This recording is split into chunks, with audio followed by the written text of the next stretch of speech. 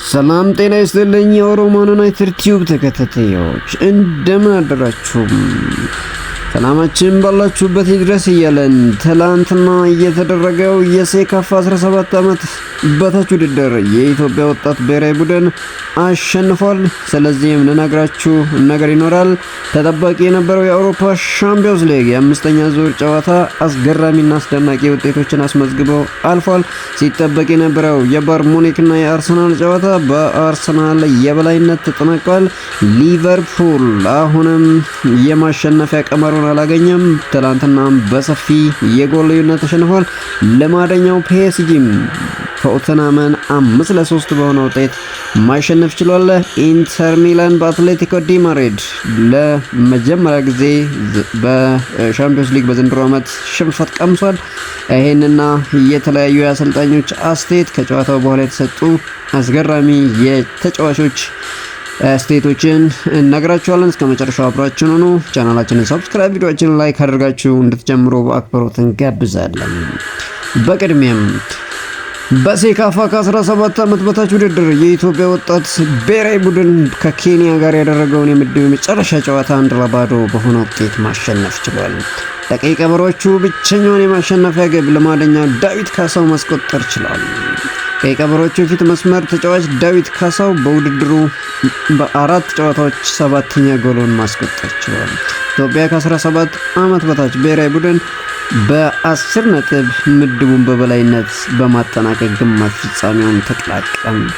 ብሔራዊ ቡድኑ በግማሽ ፍጻሜው በሁለተኛ ምድብ ሁለተኛ ደረጃ ይዞ ከሚያጠናቀቀው ብሔራዊ ቡድን ጋር የሚገናኝ ይሆናል። ግማሽ ፍጻሜ ጨዋታ የፊታችን እሁድ በአበበ ቢቂላ ስታዲየም እንደሚደረግ ይጠበቃል።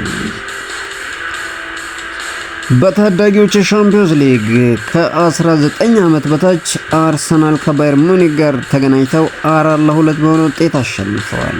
ጨዋታው የ13 ዓመቱ የአርሰናል አማካይ ሉዊስ ሙኖዝ ተቀይሮ በመግባት ጨዋታውን አድርጓል። ይህንንም ተከትለው ሉዊስ ሙኖዝ በዩኤፋ ወጣቶች ሊግ ተሳልፎ የተጫወተ በታሪክ በእድሜ ትንሹ ተጫዋች መሆን ችሏል። ሌላኛው አማካይ ማክስ ዶማን ባለፈው ዓመት በዩኤፋ የወጣቶች ሊግ ጎል ያስቆጠረ በእድሜ ትንሹ የአርሰናል ተጫዋች ተብሎ ነበር። ማክስ ዶማን በዛሬው ጨዋታ ባየር ሙኒክ ላይ 2 ግቦችን ማስቆጠር ችሏል። ከጨዋታው በፊት ብዙ ሲባለት የነበረው የአርሰናል እና የባየር ሙኒክ ጨዋታም ብዙ ነገሮችን አሳይቶን አልፏል። ከጨዋታው በፊት ብዙ ነገርስ የሚያመሳስላቸው ሁለቱ ክለቦች ሁለቱም በሊጋቸው በተመሳሳይ በ6 ነጥብ ልዩነት በበላይነት መምራት ላይ እንደሚገኙ እንዲሁም የአውሮፓ ሻምፒዮንስ ሊግን ግምት ሲሰጥ ኦልሞስት ተቀራራቢ ውጤት እየተሰጣቸው ዘንድሮ የሻምፒዮንስ ሊጉን የማሸነፍ ቅድመ ግምት ለአርሰናል በ2.5% ሲሰጥ ለባየር ሙኒክ በ14.8 የዘንድሮ የሻምፒዮንስ ሊግን ያሸንፋል የሚል ግምት ሲሰጣቸው የቆየ። በሳምንቱ መጨረሻ ኤቨሬጅ ኢዜ በለንደን ደርቢ ሃትሪክ የሰራው ተጫዋች ትላንትና ምን ሊያደርግ ይችላል ተብሎ ሲጠበቅ የነበረው በጣም አስገራሚ ጨዋታ እና አስተያየት ሲሰጠው የነበረው የሻምፒዮንስ ሊግ ጨዋታ ምሽት ላይ አርሰናሎች በድል ተወጥተውታል። እነኝንና የመሳሰሉ የጨዋታ ውጤቶችን እነግራችኋለን። በቅድሚያም የአርሰናልንና የባየር ሙኒክን ጨዋታ ለመመልከት ያህል አርሰናል ጨዋታውን 3-1 በሆነ ውጤት ማሸነፍ ችሏል። በጨዋታው የቼልሲው ተጫዋች ኖኒ ማዱኬ ተቀይሮ ገብቶ ጎል ማስቆጠር ችሏል። ጁሊያን ቲምፐር እንዲሁም ማርቲኔሊ ዘንድሮ በሻምፒዮንስ ሊጉ ድንቅ ምሽትን እያሳለፈ የሚገኘው ማርቲኔሊ ሌላኛውን ጎል አስቆጥሯል። የባየር ሙኒክን የማስተዛዘኛ ጎል ወጣቱ ጀርመናዊ ካርል 1 ጎል አስቆጥሮ አርሰናል 3-1 በሆነ ውጤት ማሸነፍ ችሏል። በሌላ ጨዋታ ሊቨርፑልን ከፒኤስቪ ኤንዶቨን ያገናኘው ጨዋታ በፒኤስቪ 4-1 ተጠናቋል።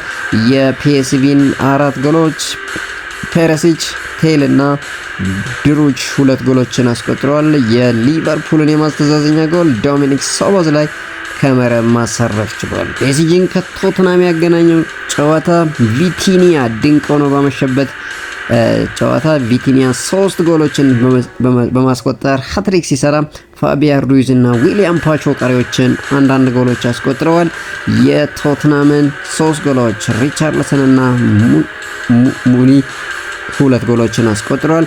ኦሎምፒያኮስን ከሪያል ማድሪድ ያገናኘው ጨዋታም በሪያል ማድሪድ 4-3 ሲጠናቀቅ ልማደኛው ኪሊያን ምባፔ 4ንም ጎሎች ማስቆጠር ችሏል። የኦሎምፒያኮስን 3 ጎሎች 3 ተጫዋቾች ሲያስቆጥሩ ቺኩኒሆ፣ ኦታሬሚ እና ኤልካቢ ጎሎችን ማስቆጠር ችለዋል። አትሌቲኮ ዲ ማድሪድን ከኢንተር ሚላን ያገናኘው ተጠባቂ ጨዋታ ኢንተር ሚላን በዘንድሮ የቻምፒዮንስ ሊግ ጨዋታ ምንም ያልተሸነፈ ቡድን በመሆኑ ይጠበቅ ነበር። ነገር ግን አትሌቲኮ ዲ ማድሪድ 2-1 በሆነ ውጤት ማሸነፍ ችለዋል። የአትሌቲኮ ዲ ማድሪድን ጎሎች ጁሊያን አልቫሬስ እና ኔምኔስ ሲያስቆጥሩ ዜሌንስኪ ለኢንተር ሚላን ብቸኛውን ጎል ከመረብ አሳርፈዋል። ስፖርቲንግ ሊዝበንን ከክለብ ብሩጅ ያገናኘው ጨዋታ በስፖርቲንግ ሊዝበን 3-0 አሸናፊነት ሲጠናቀቅ ፍራንክፈርት ከአትላንታ ያደረጉትን ጨዋታ አትላንታ 3-0 በሆነ ውጤት ማሸነፍ ችሏል።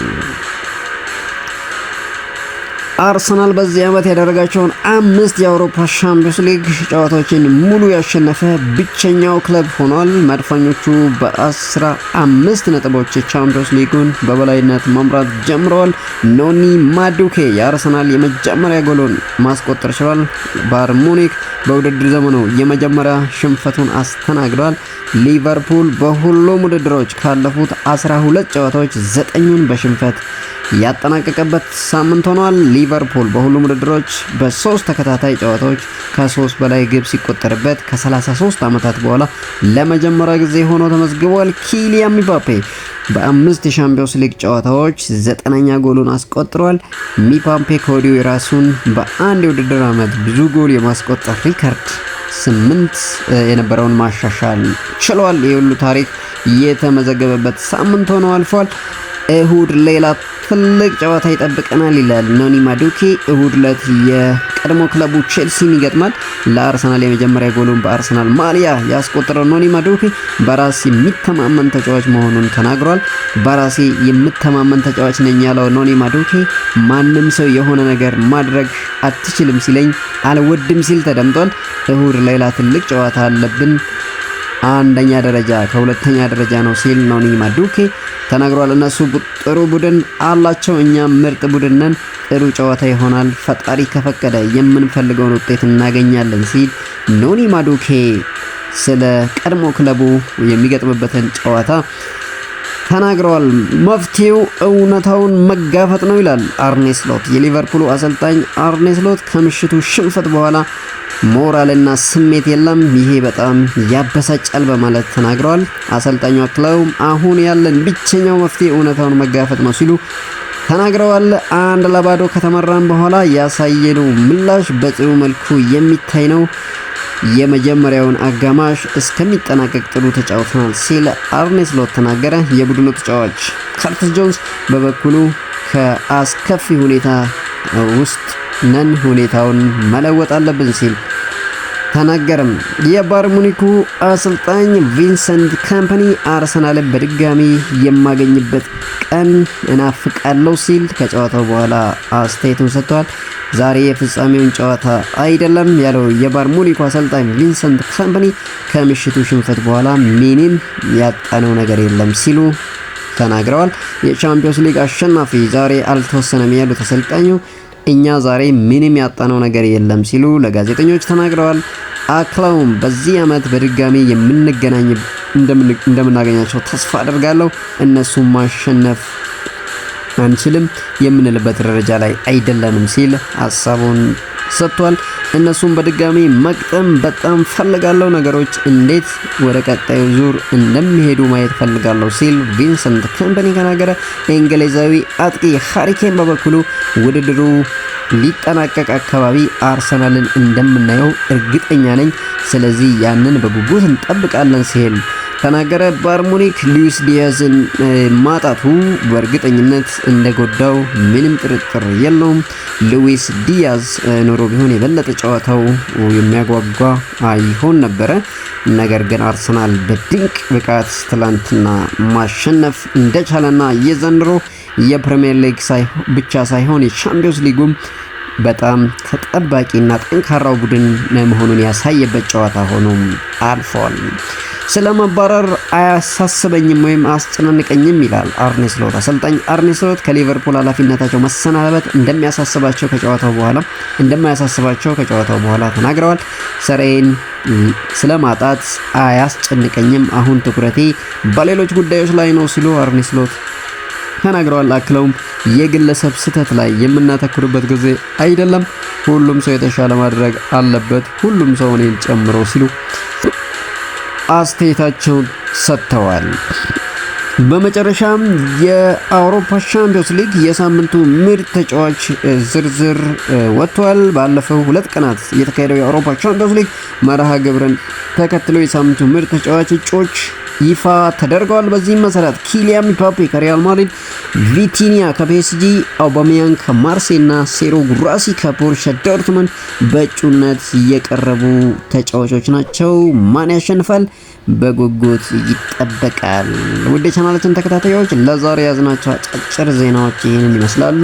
ቻናላችንን ሰብስክራይብ፣ ቪዲዮአችንን ላይክ በማድረግ የሳምንቱ ምርጥ የቻምፒዮንስ ሊግ ተጫዋች ማን ይሆናል የሚለውም ግምታችሁን በኮሜንት ሴክሽን አጋሩን። በሌላ አጫጭር ዜናዎች እስከምንገናኝ ሰላም።